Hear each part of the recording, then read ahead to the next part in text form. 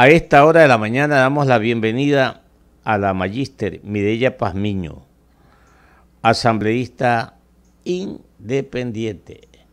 Sí, aunque los amigos de Pachacuti dicen que no, pero ella dice que sí. Pero le hemos invitado, magíster, para que usted le informe a los oyentes de Huancavilca y Modular en Esmeraldas cuál es realmente el problema que existe dentro de Pachacuti, dentro del bloque legislativo, y también esto como que se ha extendido a la CONAIE, que incluso este fin de semana los medios de comunicación dábamos cuenta que al parecer a ciertos miembros de Pachacuti, que son miembros de la CONAIE, los someterían a sanciones dentro de una ley interna de la CONAIE. Buenos días y bienvenida. Buenos días, economista Clever, y de igual manera, licenciado Jorge, gracias por la invitación. Buenos días a todos los ecuatorianos.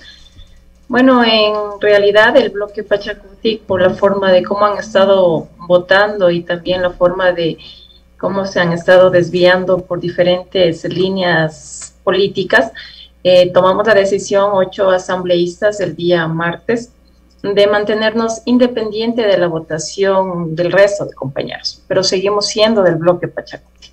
Es decir, el bloque Pachacuti ahora se ha dividido en dos, unos asambleístas que estarían votando con el gobierno y otros asambleístas que estarían votando de acuerdo al proyecto político del movimiento, de acuerdo a los principios y a la dirección de la CONAIE. Recuerde que Pachacuti es el brazo político de la CONAIE. En ese sentido y en esa posición me encuentro yo en este momento dentro de los 8 asambleístas que durante todo este tiempo, estos 6 meses y medio, hemos estado votando con cordura, ¿no? De acuerdo a esos principios, no a las privatizaciones, no al alza de impuestos, no tampoco al CIADI, no a vender nuestras millas de mar territorial. Y hemos visto y nosotros tenemos como carta de presentación todas las votaciones que hemos estado teniendo dentro del Pleno. Ahora usted manifiesta que no van a votar con el resto del bloque Pachacuti. Se van a mantener independientes. Pero, así es, nosotros. Pero ¿cuál es la línea de conducta legislativa que a lo mejor incide desde la CONAIE hacia ustedes? Bueno, nosotros tenemos nuestra agenda legislativa, incluso dentro de la Asamblea Nacional hay una agenda legislativa, pero hemos construido nosotros otra agenda legislativa conjuntamente con el presidente de la CONAIE. Tenemos el respaldo del compañero Leonidas Issa, los 8 asambleístas, y el día de mañana va a haber un congreso político. El día miércoles nos vamos a reunir para construir y verificar cómo está esa agenda legislativa. De igual manera, hay algunos proyectos que se están debatiendo dentro de las comisiones. Entre ellos hay un proyecto de baja de tasas de interés propuesto por uno de estos 8 compañeros que están en mi comisión. Hay otros proyectos que están en otras comisiones, pero que estarían dentro de todo ese proyecto político de lo que es el movimiento Pachacuti: salvar la naturaleza, no a la minería, no a ceder nuestros territorios a las transnacionales. Entonces, en ese sentido está construido esa agenda legislativa. Magíster Mireya Pazmiño, usted como legisladora fue parte de esa elaboración, de esa estructura denominada Agenda Legislativa de Pachacuti. ¿A dónde se perdió el camino de pronto trazado por parte de ustedes, la programación mismo de la agenda? ¿Dónde se cambió y al observar ustedes el cambio han tenido que tomar esta decisión de declararse independientes. ¿Esa es la verdadera razón por que ustedes han tomado esta decisión o hay otra desde el punto de vista político, Magíster Mireya Pazmiño? Bueno, hay la parte política, ¿no? Que es lo fundamental. Entre ellos, cómo se está llevando la dirección en la Asamblea Nacional. La presidenta es parte de la bancada del movimiento Pachacuti, pero hemos visto que la presidenta no mantiene la independencia de la función legislativa. Lo que ella está y se ha visto en su proceder inclinada a cumplir creo que la agenda del presidente, ¿no? Dentro de la Asamblea Nacional, más no ejercer esa independencia. De igual manera, el jefe de bancada de Pachacuti no está dando un buen direccionamiento. Tenemos reuniones, nos hemos llegado a un acuerdo, luego en el pleno el jefe de bancada abre la votación y manifiesta voten como ustedes deseen. No nos da una buena conducción cómo políticamente deberíamos manejarnos dentro de la Asamblea y de acuerdo, como le dije, a cómo ha sido el proyecto político del movimiento. Entonces, en ese sentido, nosotros nos hemos declarado en independencia del resto de compañeros. Pero hay un precedente, lo que pasó hace 15 días con el debate del informe de Pandora Papers. Fue un informe enviado, toda la bancada de Pachacuti envió ese informe a la Comisión de Garantías Constitucionales. Ahí rige como presidente nuestro compañero Fernando Cabascango, y justamente dos compañeros del movimiento comienzan a hacer denuncias de ese informe. Y luego en el pleno de la Asamblea Nacional, casi toda la bancada le da la espalda a ese informe y a esa moción presentada por el compañero. Eso fue algo tan que explotó la bomba y todo lo que estaba ya pasando dentro de la bancada del movimiento, y luego de eso decidimos nosotros no estar involucrados con cómo están actuando el resto de compañeros, ¿no? Una actuación que va inclinado a defender los intereses del presidente, más no a defender los intereses del pueblo ecuatoriano. Un informe en que todos estaban pendientes, que haya transparencia, que exista ética, que se le llame al presidente a dar su versión al pleno de la Asamblea Nacional, se continúe con esas investigaciones de Pandora Papers. ¿Hubo o no hubo evasión de impuestos? ¿Qué clase de bienes o dónde tiene su fortuna, sus capitales el presidente? ¿No? Si están dentro de paraísos fiscales o dónde está ese dinero. Pero no pasó nada de eso, ¿no? Se presentó el informe, pero luego en la resolución que se sacó dentro o en el pleno de la Asamblea fue solamente enviar un exhorto al presidente. Y eso no estuvimos de acuerdo. Los 9, se unió otro compañero más, 9 asambleístas, votamos en favor de ese informe y el resto de compañeros no.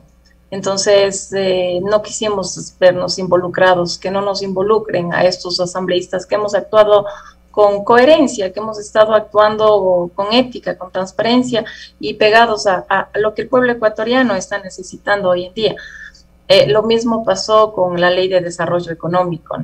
De igual manera, la presidenta de la Asamblea Nacional vota por abstenerse y que no se archive esa ley.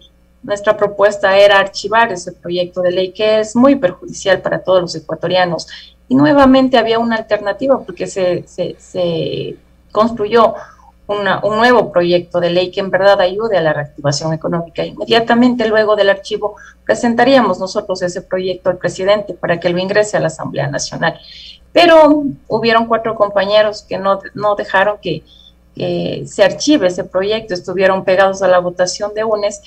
Y ese proyecto pasó por el Ministerio de la Ley, ¿no? Y ahora vamos a ver, luego de unos meses estaremos nosotros los ecuatorianos sintiendo lo agresivo de esa ley, lo perjudicial de esa ley, aparte de eso que en ese proyecto de ley ahora legalizan los paraísos fiscales, algo tan absurdo, ¿no? Lo que pasó también con el Contralor, justo momentos antes de estar debatiendo nosotros de Pandora Paper, el Contralor manifiesta que no hay ningún indicio de responsabilidad con el presidente y que se archiva ese informe, pero nunca vimos el informe, bajo qué condiciones estuvo estructurado el informe.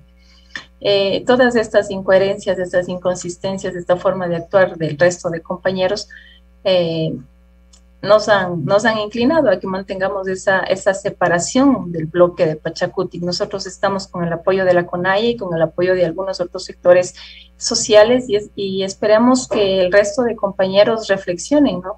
Ya nos han llamado 3 compañeros más, ahora somos 12, ya no somos solamente los 8, sino que somos 12 compañeros, pero que tenemos que hablar, ver cuál es la posición de ellos, cuál es la posición que van a tener, y según eso dar a conocer los nombres de los compañeros.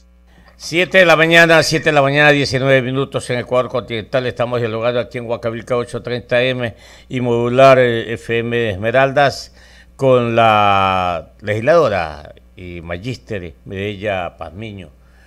Legisladora, con el debido respeto, ¿no? Y explíquenos un poquito, porque en lo personal sí me confundo de pronto.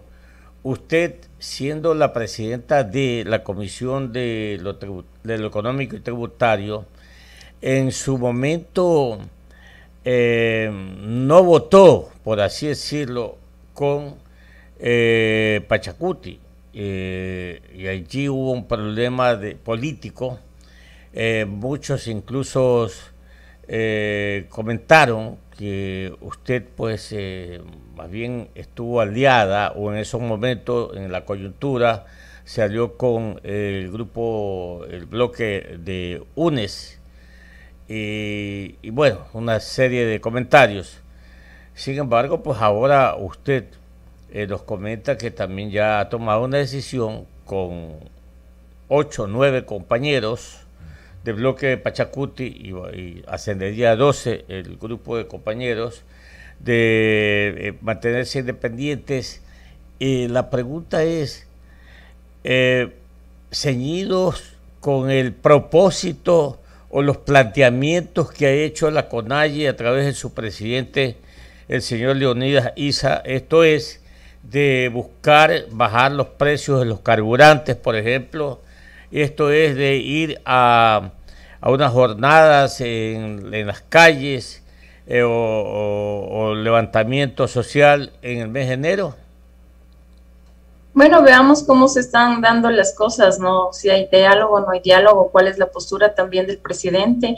El presidente de la CONAIE toma estas decisiones, luego que el presidente no se ha pronunciado. Hubo una reunión, un diálogo entre el presidente de la República con el presidente de la CONAIE, quedó en máximo 15 días, creo, en darle alguna respuesta. No se ha pronunciado el presidente y creo que de acuerdo a eso es la decisión que ha tomado la CONAIE.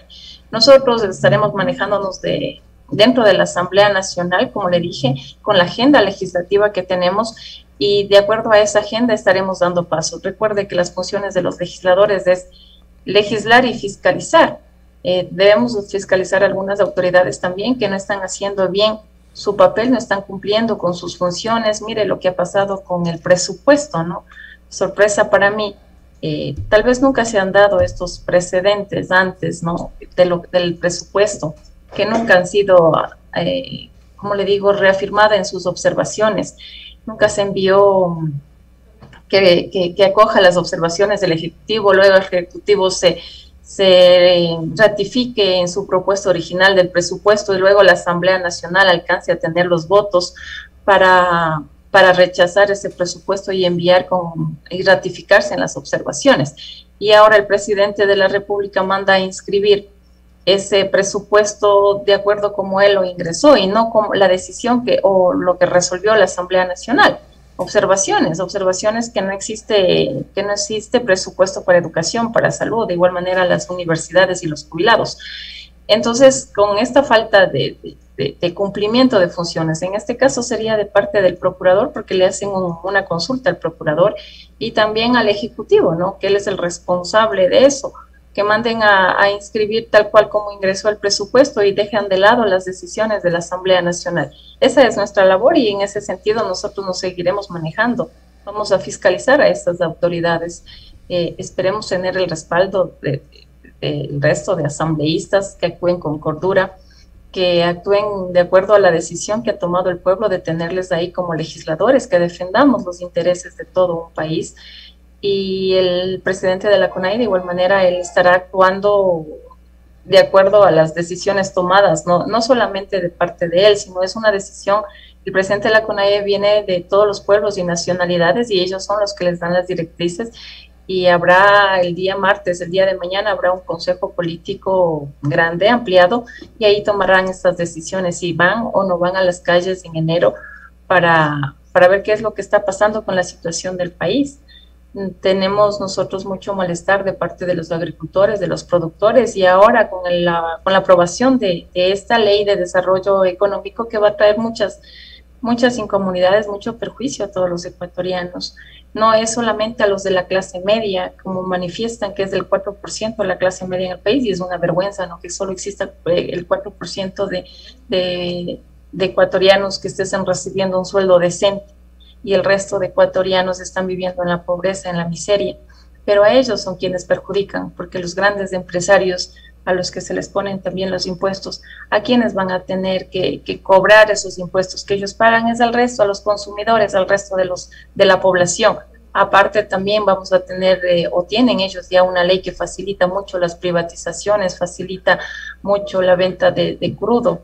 Va a haber, se supone que va a haber explotación cerca del 1 millón de barriles diarios, esa es la propuesta del presidente, aunque en la proforma no reflejó eso, pero las facilidades, quienes van a tener las oportunidades de comprar, vender ese petróleo, va a ser la parte privada, no las transnacionales, y no solamente empresarios de aquí, sino los que vienen de afuera. Van a venir, se va a eliminar el ISD, van a haber fuga de capitales, van a salir todo ese dinero sin pagar impuestos. ¿Y cómo vamos a quedar los ecuatorianos? Sin dólares, porque nosotros no producimos dólares, ¿no?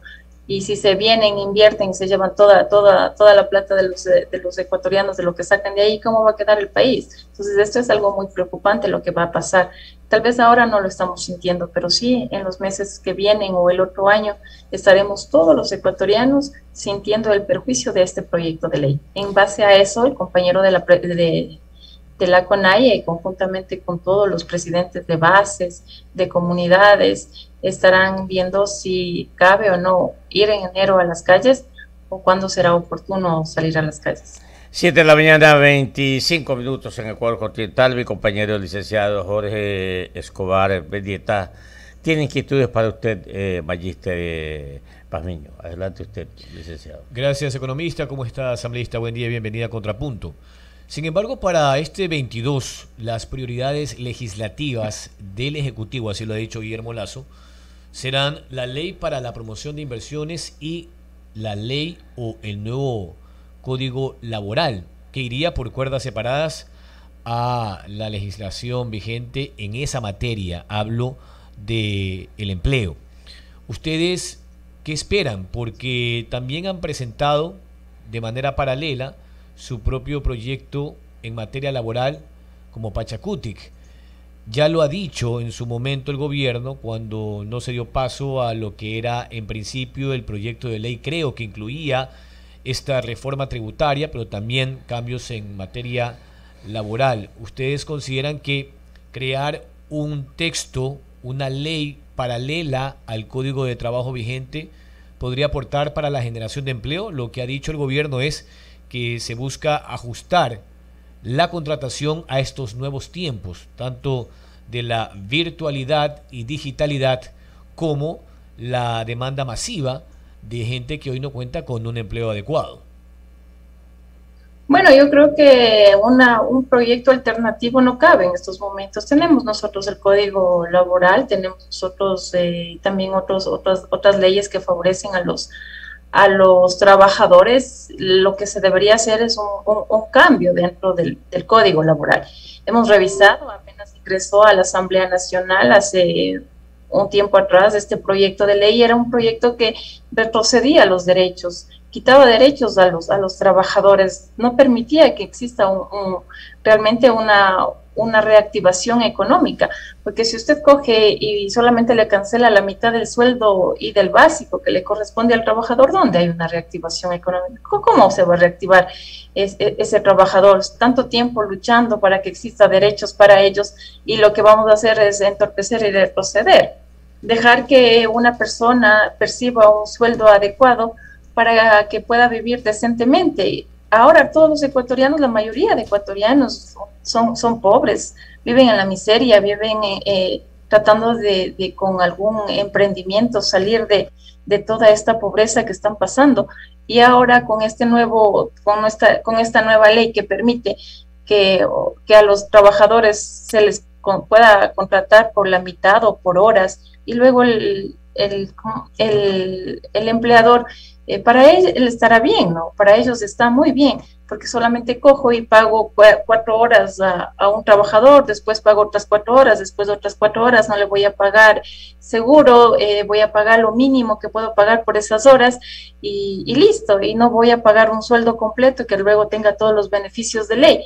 Para los empresarios puede estar bien, pero para las personas, los trabajadores no van a estar bien. Entonces, esto de crear una ley alternativa, no creo, ya tenemos demasiadas leyes, después vienen y confunden, y solamente los empresarios cogen lo que a ellos les favorece y no lo que les favorece a los trabajadores. Yo creo que si deben haber cambios, que existan cambios, pero en el Código de Trabajo. No tenemos nosotros leyes, y a esas leyes podemos nosotros modificar, derogar, cambiar.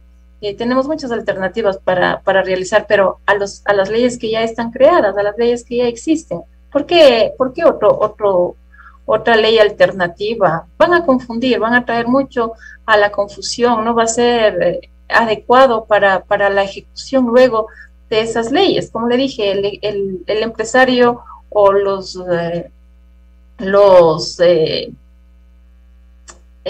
las personas que van a emplear al resto de los ecuatorianos van a tomar o van a querer coger lo que mejor le conviene a ellos. Entonces yo creo que debería pensar el Ejecutivo cómo presentar este proyecto de ley de cambios al Código Laboral. Bien, asambleísta, para concluir en los últimos 2 minutos, por favor, ¿usted qué opinión tiene en torno a la coyuntura de los denominados, abro comillas, narcogenerales por parte de la embajada norteamericana? En el Parlamento han dicho pues que se va a iniciar una fiscalización sobre el tema, han solicitado información a la embajada. Lo cierto es que a la fecha hay 4 generales ya con sus visas canceladas. El primero fue el exdirector de la DINASET y excomandante de la Zona 8, el general Víctor Arauz. ¿Ustedes creen que al final hay información contundente sobre esta interpretación? Porque hasta el momento en la Fiscalía, de lo que nosotros tenemos conocimiento, no hay investigaciones que impulsen una supuesta vinculación con estos generales que hoy tienen canceladas sus visas estadounidenses con algún caso de narcotráfico o alguna de estas agrupaciones identificadas como el cartel de Sinaloa o el Jalisco Nueva Generación, asambleísta. Bueno, eso son competencias de acá de la Fiscalía General. Yo creo que la Fiscalía es la encargada de realizar toda la investigación pertinente antes de acusar o condenar a alguna persona, ¿no? Entonces ellos son los únicos que deberían prohibir o impedir la salida del país a las personas, y en este caso a los generales. El Estado ecuatoriano debería pedir información a la embajada estadounidense bajo qué condiciones se le está retirando estas visas, pero toda la función, toda la investigación debe realizarlo la Fiscalía. La Fiscalía debería pronunciarse en ese sentido, debería pedir la información a Estados Unidos. Creo que existe un acuerdo de cooperación de los diferentes países en el sentido de investigación, y más aún cuando se trata de narcotráfico. Entonces, el hecho de que se le involucre aquí a la embajada del Ecuador o al ministerio no cabe, porque es una etapa de investigación, y eso lo hace y es exclusiva función de la Fiscalía. Entonces, ella debería estar pronunciándose y ver qué es lo que pasa en realidad, ¿no? Ver y ver todas las pruebas que se tenga para que exista un pronunciamiento de parte de la embajada y sea retirado, o que les digan coroneles de narcotráfico o cosas así. Entonces, antes de pronunciarse, antes de acusar a una persona, veamos cuáles son los resultados que tenga la Fiscalía. Se lo preguntaba por el pronunciamiento de la Comisión de Fiscalización en su momento, asambleísta. ¿Cuál es su criterio como parlamentaria en el trabajo de la Asamblea Nacional? Porque usted sabe que aparte de la legislación, tienen la fiscalización, absolutamente todo. Ellos deben sacar un informe, sí. Con toda la razón, ellos tienen que sacar un informe y ellos tienen que darnos a conocer en el pleno de la Asamblea cómo está estructurado ese informe, ¿no? ¿Qué es lo que pasa? Deben tener las pruebas para ver si se envía o no se envía, igual que continúe con la investigación en Fiscalía, pero hasta el momento no nos han convocado para poder debatir esta clase de información que salga desde la Comisión de Fiscalización. Bien.